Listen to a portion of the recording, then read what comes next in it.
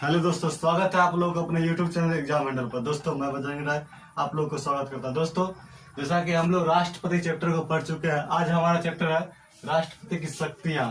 जैसे कि हम लोग अनुच्छेद 53 को उस समय छोड़ दिए थे, तो आज हम अनुच्छेद 53 को देखेंगे, जिसमें हमारा क्या था कि स्वयं या अपने अधीनस्थों के द्वारा हमारे राष्ट्रपति जो है अपने जितना उनका शक्तियां हैं उस शक्तियां को या तो स्वयं करते हैं या फिर उनका जितना अधीनस्थ है उनसे द्वारा करवाते हैं। तो यहाँ पर क्या है दोस्तों कि देखिए, यहाँ पर अधीनस्थों जो बोला गया, अधीनस्थों जैसे कि हमारे मंत्री परिषद हुए, मंत्री परिषद में जैसे हमारे प्रधानमंत्री आते हैं।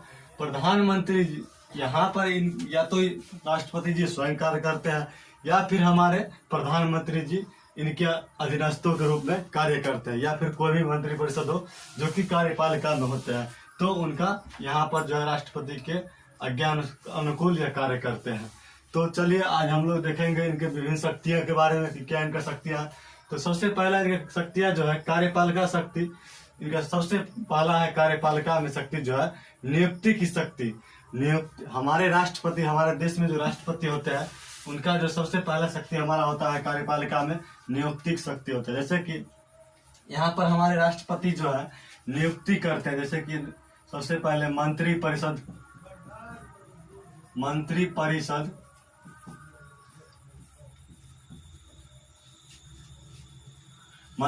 में हमारे प्रधानमंत्री आते हैं, अन्य कई जो भी होते हैं जो कि संवैधानिक पोस्ट होते हैं, वहां पर हमारे जैसे प्रधानमंत्री होते हैं 11। जब भी जैसे हमारे हो गए वित्त आयोग हो गया एवं चुनाव आयुक्त हो गया। जैसे हमारे यहाँ पर देख लीजिए नियुक्ति की शक्ति में जैसे हमारे मंत्री परिषद होते हैं एवं वित्त आयोग होते हैं एवं चुनाव आयुक्त होते हैं, इन सभी के जो है हमारे राष्ट्रपति यहाँ पर नियुक्ति करते हैं। और यहाँ पर जैसे देख लीजिए सुप्रीम कोर्ट के न्यायाधीश जो होते हैं हमारे यानी जज, और हाई कोर्ट के जो भी न्यायाधीश यानी जज होते हैं उनका भी नियुक्ति हमारे यहाँ पर राष्ट्रपति ही करते हैं। दूसरा हमारा है कि अंतर्राज्यीय परिषद का गठन करना। यहाँ पर है 263 अनुच्छेद में हमारा जो है उसमें अंतर्राज्यीय परिषद का गठन हमारे राष्ट्रपति जी ही करते हैं। इसका जो अनुच्छेद 263 है। और उसके बाद है वित्त आयोग का गठन करना 280। यहाँ से बहुत सारा क्वेश्चन दोस्तों पूछा जाता है। वित्त आयोग यानी कि वित्त आयोग जो अभी हमारे देश में वर्तमान में हमारे इसका मंत्री जो है निर्मला सीतारमन है, और यह 280 के तहत वित्त आयोग का गठन होता है जो हमारे राष्ट्रपति जी चुनाव करते हैं।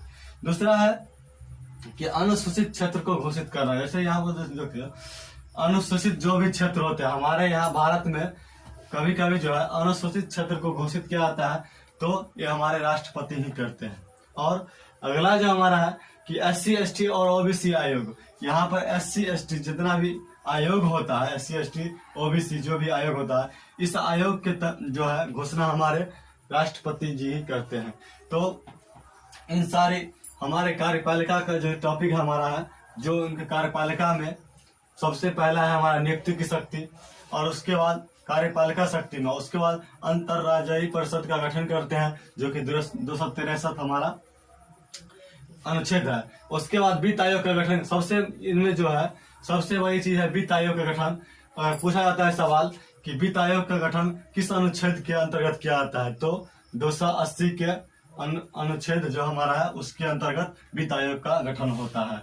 नियुक्ति की शक्ति भी हमारे राष्ट्रपति जी ही करते हैं। तो चलिए अब देखते हैं कि अगला का शक्ति जो है वो क्या है। तो दोस्तों जैसे कि हमारा अगला है विधायी शक्ति। हमारे राष्ट्रपति के पास विधायी शक्ति भी होते हैं। यह यहाँ पर क्या होता है कि विधायी शक्ति में यह जैसे कि सांसद का अभिन्न अंग होते हैं। यह हमारे राष्ट्रपति जो होते हैं संसद का अभिन्न अंग होते हैं।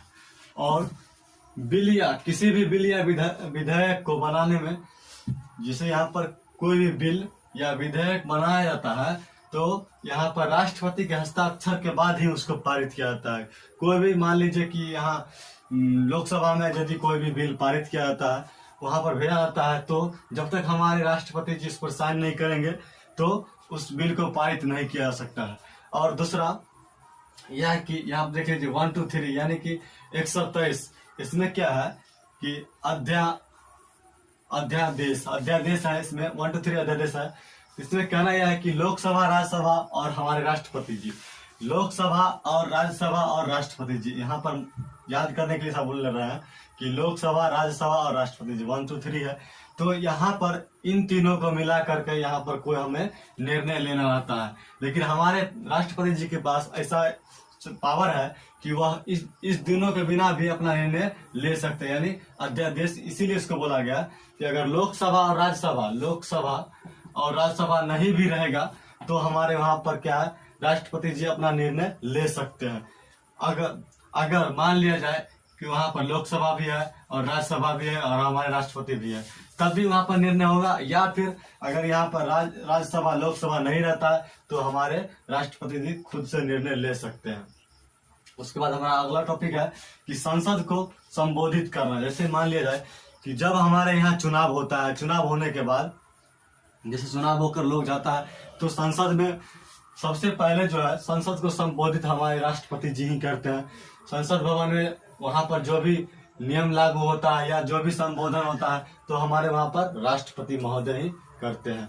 और अगला हमारा जो है दोस्तों कि संसद को शस्त्र वासन करना या लोकसभा को भंग करना। ये जो शब्द है हमारा दोस्तों कि संसद को शस्त्र वासन करना या लोकसभा को भंग करना।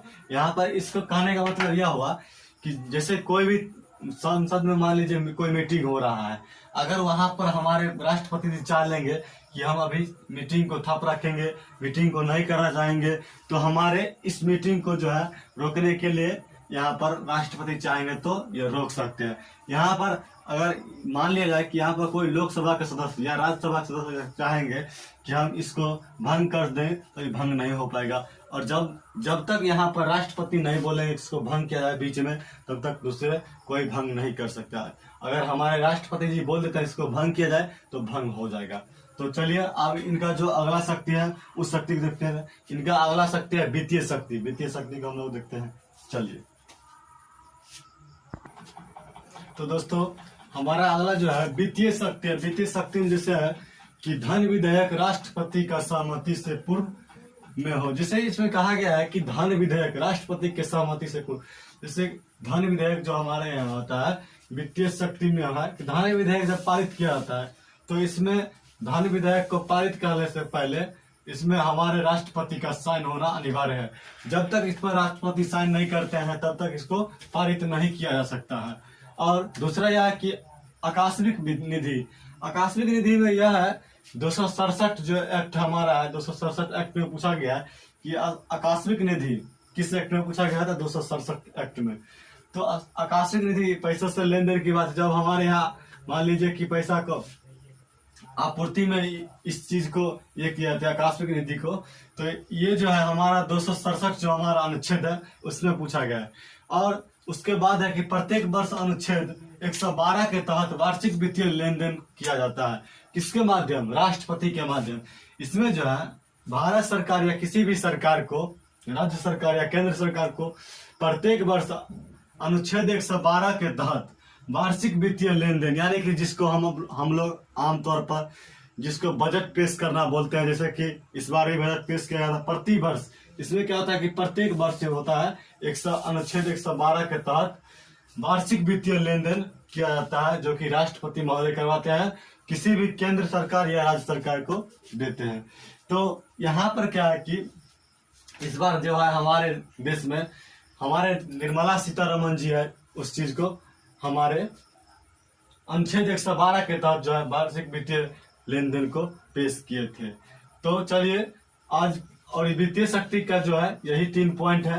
तो चलिए अब हमारा जो अगला जो पॉइंट है, अगला जो हमारा शक्ति है कि न्यायिक शक्ति। न्यायिक शक्ति यहाँ से हमारे जो है एग्जाम में बहुत सारा क्वेश्चन पूछा जाता है कि क्षमादान की शक्ति। यहाँ पर देख लीजिए दोस्तों, जैसा कि हम उस दिन पिछले वीडियो में बताए थे कि राष्ट्रपति और यहाँ पर जो है कार्यपालिका और विधायिका के यहाँ पर कोई मेल नहीं है, कि फिर यहाँ पर क्या है कि न्यायिक शक्ति क्यों आ गया। तो यहाँ पर देख लीजिए, यहाँ पर कोई ये बड़ी चीज नहीं है। यहाँ पर हमारे जो है राष्ट्रपति जी कुछ यहाँ पर हस्तक्षेप नहीं करते हैं। लेकिन यहाँ पर कुछ जो है विधेयक जो है बनाया गया है, न्याय का जो है यहाँ पर कुछ नियम पारित किया गया, जैसे कि क्षमा दान की शक्तियाँ। यहाँ पर अनुच्छेद 72 में क्षमा दान की जो शक्तियाँ दिया गया है, उसमें क्या है कि राष्ट्रपति जी है, केंद्र में हो या कोई भी यहाँ राज्य में हो, किसी पर कहीं पर कोई अगर मान लीजिए अपराधी है, उसको क्षमा दान की शक्ति जो है हमारे राष्ट्रपति के पास होता है। उसको या तो ये क्षमा कर सकते हैं, उसके सजा को बढ़ा सकते हैं या फिर घटा सकते हैं। तो ये शक्ति हमारे राष्ट्रपति के पास होता है कि क्षमा दान की शक्ति, यानी अनुच्छेद 72 में इसको दिया गया है। और उसके बाद अनुच्छेद 147 में क्या है कि SC मतलब यानी कि सुप्रीम कोर्ट से सलाह ले सकते हैं। सुप्रीम कोर्ट जो हमारे होते हैं उससे हमारे राष्ट्रपति जी सलाह ले सकते हैं। और उसके बाद दोस्तों यहाँ यह है कि सुप्रीम कोर्ट और हाई कोर्ट के जज यानी न्यायाधीश जो होते हैं उसका नियुक्ति हमारे राष्ट्रपति जी ही करते हैं। यहाँ पर सुप्रीम कोर्ट के जज और हाई कोर्ट के जज को ही हमारे जो है राष्ट्रपति जी नियुक्त करते हैं। तो चलिए अगला टॉपिक को देखते हैं। अगला टॉपिक हमारा है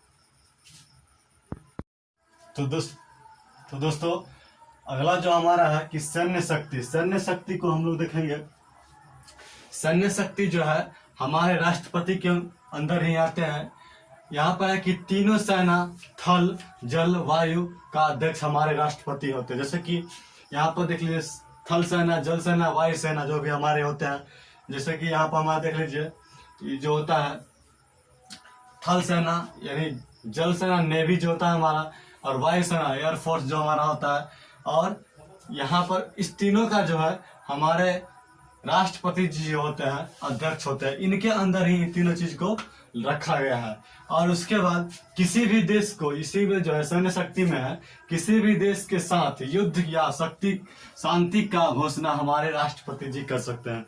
क्या होता है जब कभी हमारे यहाँ युद्ध होता है किसी अन्य देश के साथ, तो उस समय युद्ध करने के लिए या फिर उस देश से शांति पारित करने के लिए जो भी घोषणा होता है हमारे राष्ट्रपति महोदय ही करते हैं। तो यहाँ पर दोस्तों सैन्य शक्ति में जो है हमारा 2 ही टॉपिक है। और उसके बाद हमारा है आपात शक्ति। इसमें जो है आपात शक्ति में है कि अनुच्छेद 352 के तहत राष्ट्रपति आपात लगाया जाता है। अनुच्छेद 352 के तहत राष्ट्रपति आपात लगाया जाता है। इसमें राष्ट्रीय आपात लगाया जाता है।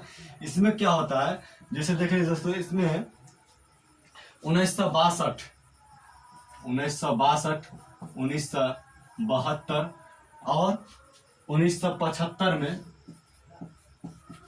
इस तीनों में जो है, जैसे कि 1962 में हमारा हो गया दोस्तों, इसमें हमारे जो चीन के साथ हमारा जो है युद्ध हुआ था। और उसके बाद 1972 यानी कि पाकिस्तान के साथ, और जो बांग्लादेश को स्थापना के लिए हुआ था। और उसके बाद 1975 में जो है एक बार दोस्तों 352 में के तहत राष्ट्रीय आपात लाया गया था। तो इसमें 1975 में हमारे जेपी बाबू यानी कि जयप्रकाश नारायण जो आंदोलन चलाए थे, उस समय भी हमारे यहाँ 352 के तहत राष्ट्रीय आपात लगाया गया था। और उसके बाद जो है अनुच्छेद 356 के तहत राष्ट्रपति शासन लगाया जाता है। जैसे दोस्तों देख लीजिए कि हमारे यहाँ जब भी कोई मान लीजिए कानून व्यवस्था में कोई दिक्कत होता है, तो वहां पर क्या होता है कि राज्य को जो है मुख्यमंत्री राज्यपाल इस तरीके से नहीं होता, वहां पर राष्ट्रपति शासन लगा दिया जाता है। और वहां पर हमारे राष्ट्रपति जी शासन करते हैं। जैसे कि हमारे जम्मू कश्मीर में हुआ था कि वहां पर राष्ट्रपति शासन लगाया गया था और राष्ट्रपति जी वहां शासन करते हैं। और उसके बाद जो अनुच्छेद 360 के तहत विभिन्न वित्तीय आपात, जैसे वित्तीय आपात हमारे यहाँ होता है, 360 के तहत जो है वित्तीय आपात लगा दिया जाता है। वित्तीय आपात में क्या होता है कि राष्ट्रपति जी जो है यहाँ पर वित्तीय आपात का भी मालिक होते हैं। और उसके बाद जो हमारा है वीटो शक्ति है दोस्तों। यहाँ पर है कि वीटो शक्ति यानी कि अनुच्छेद 111 में के तहत पॉकेट, जिसको बोला जाता है पॉकेट वीटो के नाम से जाना जाता है। तो यहाँ पर क्या होता है कि हमारे राष्ट्रपति जी कोई भी जैसे विधेयक बनता है, तो उस पर क्या होता है उसको साइन करते हैं या साइन करके उसको पारित करते हैं, या फिर उसको अगर वो चाहते हैं कि कुछ दिन रोक ले तो रोक ले सकते हैं, अपने पास रख सकते हैं, या फिर उसको पुनर्विचार के लिए लोकसभा को भेज देते हैं। तो यही होता है उनका वीटो शक्ति। या तो उस पर वो साइन करके उसको पारित कर देते हैं, या नहीं तो फिर उसको कुछ दिन रोक लेते हैं, या फिर उस पर उसको रोक करके साइन न करके लोकसभा को पारित फिर भेज देते हैं और वहां पर पुनर्विचार करने के लिए बोला जाता है। और उसके बाद क्या होता है दोस्तों, यहाँ पर हमारा एक शक्ति और है, हमारा जो है यहाँ पर एक शक्ति और है, वह शक्ति है स्वविवेक का।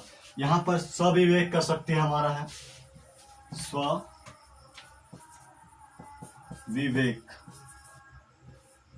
का शक्ति।